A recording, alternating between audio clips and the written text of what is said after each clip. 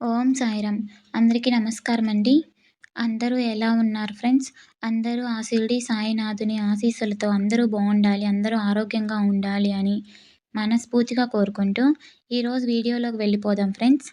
అంతకన్నా ముందు మన ఛానల్‌ని ఎవరైనా కొత్తగా చూస్తున్నట్లయితే మన ఛానల్‌ని సబ్స్క్రైబ్ చేసుకోండి ఫ్రెండ్స్. సద్గురు సాయి 77. అలాగే మన వీడియో నచ్చితే ఒక చిన్న లైక్ చేయండి ఫ్రెండ్స్.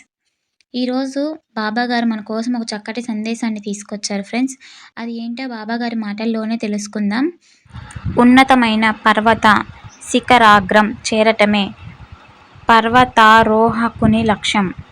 తిరిగి రావలసిన అవసరం లేని దైవ సన్నిధి చేరటమే భక్తుని ఆశయం. ఉన్నతమైన ఏ లక్ష్యం సాధించాలన్నా కష్టం, శ్రమ తప్పవు.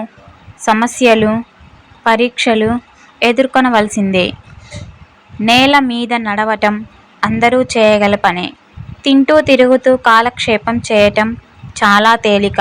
కానీ కష్టసాధ్యమైన కార్యం సాధించటమే ఉత్తమ పురుష లక్షణం.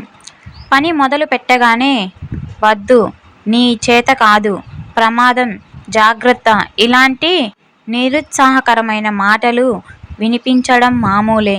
అంతేకాదు, మనం ఉన్నత స్థానం చేరుకున్న కొద్దీ క్రిందకి లాగుదామనే వారు తయారవుతారు. ఏ పని ప్రారంభించినా దాన్ని సాధించాలంటే మనిషికి తన మీద తనకు గట్టి నమ్మకం, భగవంతుని మీద పూర్తి విశ్వాసం ఉండాలి. చాలామంది తాము ఏమీ సాధించలేరు సరికదా, ఎదుటి వారి పడిపోయి ఓడిపోయి తల వంచుకుంటే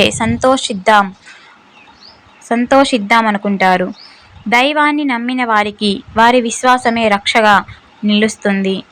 ఎత్తుపల్లాల కొండలనైనా, గతుకుల బాటనైనా, ముళ్ళదారిలోనైనా ముందుకు సాగి శిఖరాగ్రాన్ని చేరేలా ఆ నమ్మకం సహాయపడుతుంది.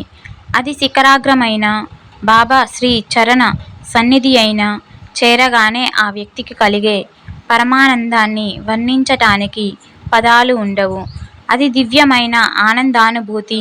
అందుకే మనిషి ఎప్పుడూ పడి లేస్తూ బావిలో కప్పలా జీవించకూడదు. శ్రమించాలి. మానవ జీవనానికి లక్ష్యమైన ముక్తిని సాధించాలి. జీవితాన్ని సార్థకం చేసుకోవాలి. ఓం సాయిరామ్. ఈరోజు మన వీడియో నచ్చితే ఒక చిన్న లైక్ చేయండి ఫ్రెండ్స్.